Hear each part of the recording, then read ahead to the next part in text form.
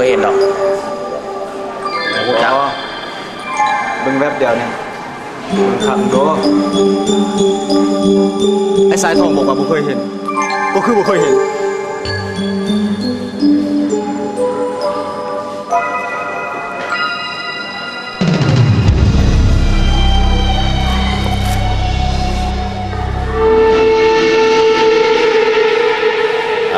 ตุ้ยวะ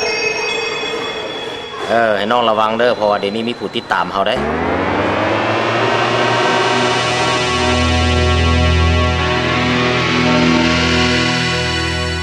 เอามันทำไมนั่งพื้นยังไงไปคิดจะหนีเหรอ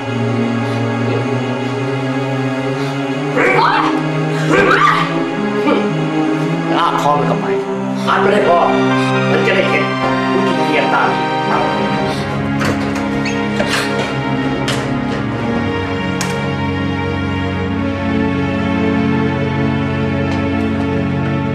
เขาหน้าพี่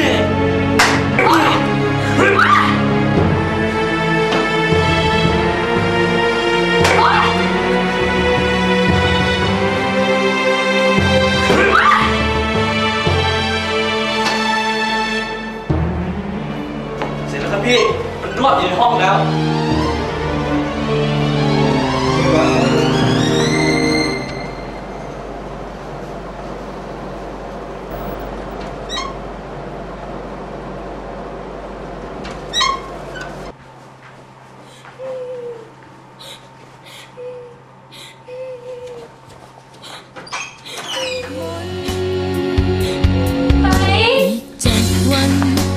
จะพ้นจากความโห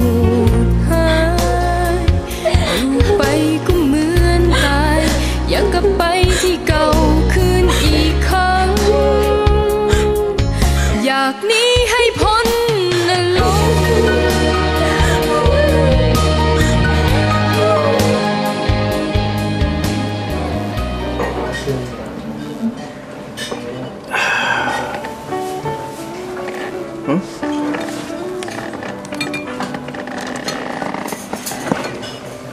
ฮัลโหล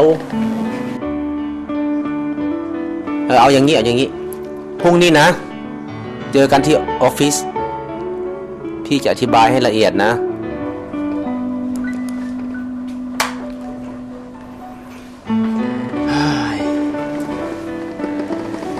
เด็กๆที่โกดังโทร